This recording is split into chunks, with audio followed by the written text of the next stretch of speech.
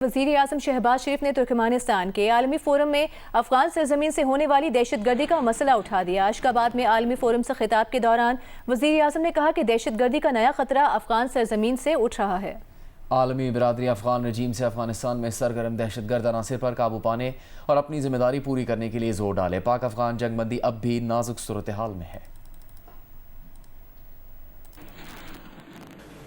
While we persevere in this quest for peace, the scourge of terrorism is, however, raising its head yet again, and this time, unfortunately, Afghan soil.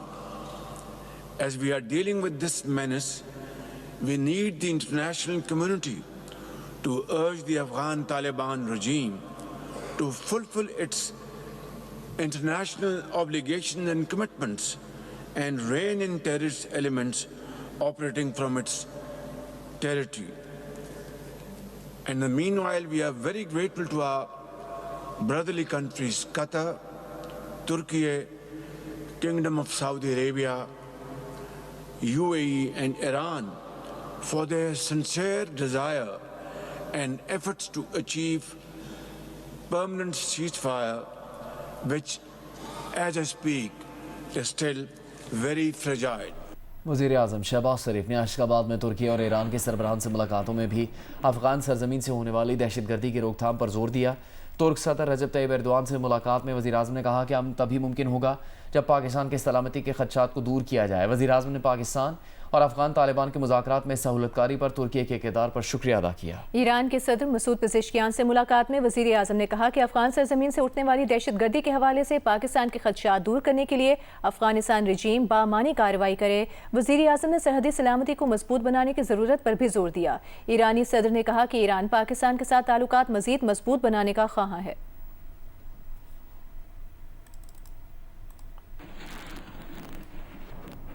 वज़ीर आज़म शहबाज शरीफ की अशकाबाद में आलमी conference की sidelines पर रूसी सदर Vladimir Putin से मुलाकात हुई। दोनों रहनुमाओं ने इंतहाई गर्मजोशी से मुसाफिहा किया, देर तक एक दूसरे का हाथ थामे रखा।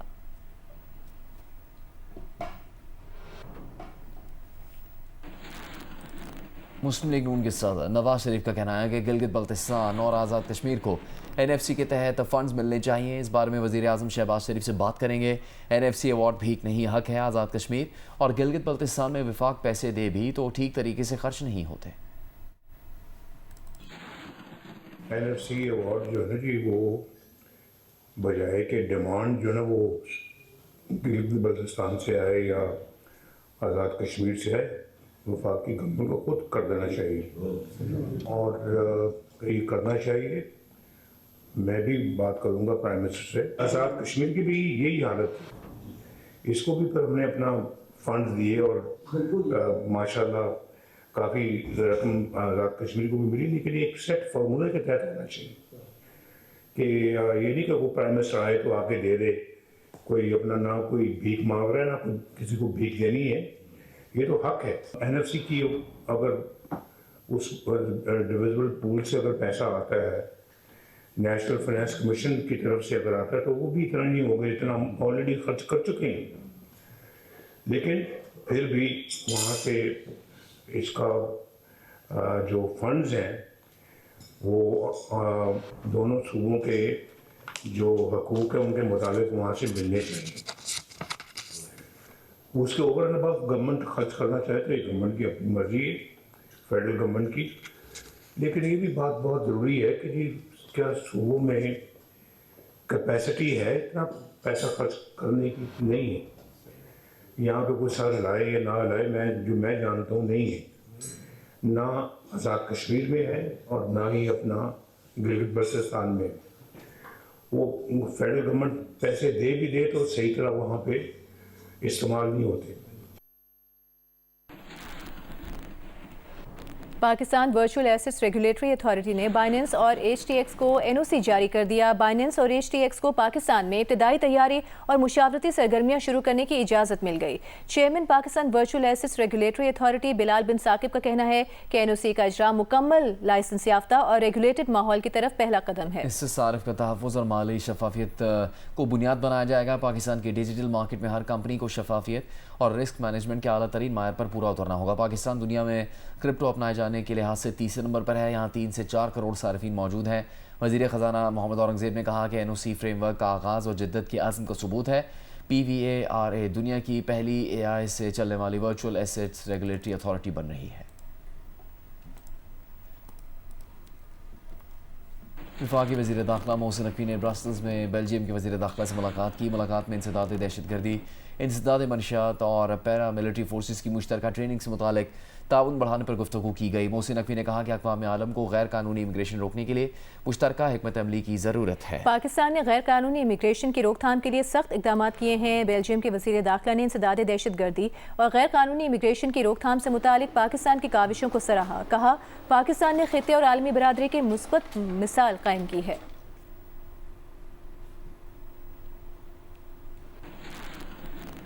वज़ीर आज़म शहबाज शरीफ तुर्कमानिस्तान का दौरा मुकम्मल करने के बाद वतन वापसी के लिए रवाना हो रहे। वज़ीर आज़म शहबाज शरीफ ने तुर्कमानिस्तान के आलमी फोरम में शिरकत की और कई अहम रहनुमाओं के साथ साथ उनकी ईरान के सदर मसूद पेज़ेश्कियान से भी मुलाकात हुई। वज़ीर आज़म का ये 2 रोज़ा दौरा अपने अख्ताम को पहुँचा है और वज़ीर आज़म अपना ये दौरा मुकम्मल करके अशकाबाद से पाकिस्तान वापसी के लिए रवाना हो रहे हैं।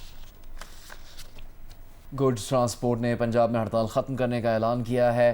ट्रांसपोर्टर्स की जानिब से ऐलान किया गया, पंजाब हुकूमत के साथ मामला तय पा गए। All Pakistan goods transporters association का कहना है कि भारी जुर्मानों पर नजरसानी और दीगर मुतालबात पर कमेटियाँ तश्कील दे दी गई हैं। सीनियर वज़ीर मरियम औरंगज़ेब ने ट्रांसपोर्ट के मामला हल करवाने की यकीन दहानी करवाई है।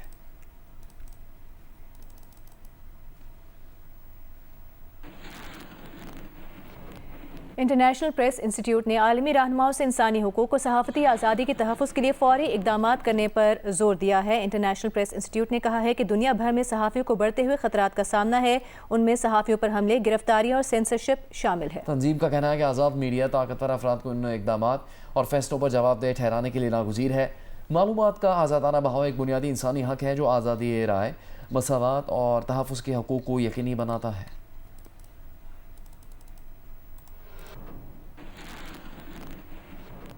टाइम मैगज़ीन ने साल 2025 के लिए बेहतरीन शख्सियत का ऐलान कर दिया है।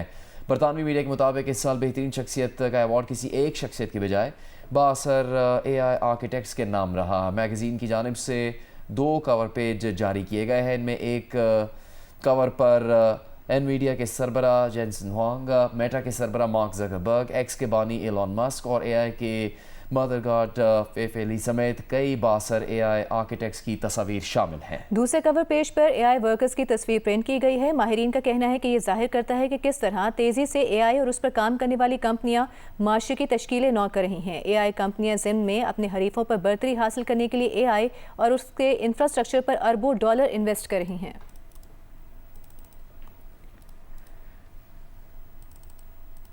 बरतानिया के शहर ब्रिस्टल के म्यूजियम से 600 से ज़ायद कीमती तारीखी नवादरात चोरी कर लिए गए। बरतानवी पुलिस के मुताबिक चोरी होने वाली अशिया में फौजी तमगे, जेवरात, हाथी दांत के फनपारे, चांदी के टुकड़े और कांसे के मुजस्मे शामिल हैं। ये तमाम नवादरात British Empire and Commonwealth collection का हिस्सा थे जो बरतानिया की नौआबादियाती तारीख से जुड़े हैं।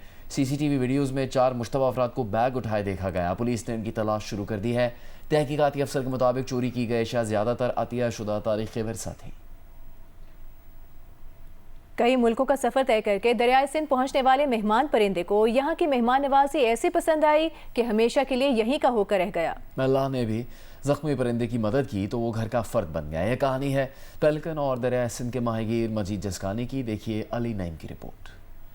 आलिया बाबल, आलिया, आलिया, आलिया, आलिया, आलिया, आलिया, आलिया। मजीद जसकानी और पेलिकन की मोहब्बत दीदनी है। दोनों एक ही घर में साथ रहते हैं और शिकार पर भी साथ ही जाते हैं। मजीद ने प्यार से पेलिकन का नाम बब्बन रखा है। 10 साल कबल मजीद को ये पेलिकन जख्मी हालत में मिला, जिसका इलाज करवाने और देखभाल करने पर बब्बन मजीद का ही होकर रह गया। हम एक दिन रात को 8 बजे जाल लगा रहे थे तो ये जानवर बेचारा जख्मी हालत में मुझे किनारे पे मिला। को ले आए, फिर डॉक्टर को दिखाया, उन्होंने मेडिसिन दी, हमने और इसका अपना भी इलाज किया गया। फिर हमने इसको दिल से मच्छी खिलाई, तकरीबन 2 किलो मच्छी खा गया। मोहल्ले वाले आगे, भाई मस्जिद ने परिंदा पकड़ा है, मस्जिद ने परिंदा पकड़ा है। ऐसे आदमी भी से बोलो यार इसको काटे तो मोहल्ले में गोश्त बांट के खाए, मुझे नहीं भावा। ये परिंदा कल को सही हो गया, इसको मैं आज़ाद करूँगा भाई। और इसको हम पालता रहा, इसको मच्छी खिलाई, एक साल गया, जैसे बच्चे मेरे घर में ने खोदा, ये तो बुलाओ तो इसे देखेगा। बबन, हाँ। बब्बन नाम कैसे रखा आपने इसका? दिल में से एक निकला, दिल में से ये उड़ गया तो उधर जाके ढीठ बन के बैठ गया आने। अरे मैंने बोला बब्बन आ जा यार, आ जा, तो इसने पर मारे। मैंने बोला आज से तू बब्बन हो गया भाई। मजीद मल्लाह का कहना है कि बब्बन के पैर में लगने वाली चोट के बाद इसके इलाज के लिए उनके पास रकम नहीं। हमारे ये जो दरिया का गुजर नहीं है, पेट गुजर ही नहीं होता। मैं अपना पेट भरूं या बच्चों का भरूं या इस गरीब का भरूं। बब्बन से प्यार सिर्फ मजीद ही नहीं बल्कि सारा मोहल्ला करता है, जबकि मजीद मल्लाह के पोते और पोतियां इसके साथ खूब खेलते हैं। हम स्कूल से आते हैं, हम बब्बन के पास जाते हैं, भाई बब्बन बब्बन कहाँ है, बब्बन बब्बन से मिलते हैं, फिर मच्छी देखते हैं, फिर बब्बन को मच्छी खिलाते हैं। मोहब्बत वो ज़बान है जो इंसान हो, चरिंद या परिंद, सब समझते हैं, जिसकी जीती जागती मिसाल मजीद और बब्बन की है। कैमरामैन अफजल खान के साथ Ali Naeem, Geo News, Hyderabad. Maritime security workshop की इख्तितामी तकरीब Pakistan Navy War College Lahore में हुई। चेयरमैन सेनेट यूसुफ रज़ा गिलानी तकरीब के मेहमान खुसूसी थे। ISPR के मुताबिक चेयरमैन सेनेट का इस्तकबाल chief of naval staff admiral Naveed Ashraf ने किया। यूसुफ रज़ा गिलानी ने ब्लू इकॉनमी की वसी सलाहियत, समंदरों की बढ़ती हुई स्ट्रेटेजिक अहमियत को उजागर किया। इलाकाई मैरीटाइम सिक्योरिटी यकीनी बनाने, कौमी बहरी मफादात के तहफ़्फ़ुज़ में पाकिस्तान नेवी के कलीदी किरदार को सराहा। कमांडर PN वॉर कॉलेज ने शुरका को वर्कशॉप की सरगर्मियों पर ब्रीफिंग दी। वर्कशॉप का मकसद मैरीटाइम सिक्योरिटी और बहरे हिंद में बदलती हुई सूरत हाल के बारे में आगाही फराहम करना था।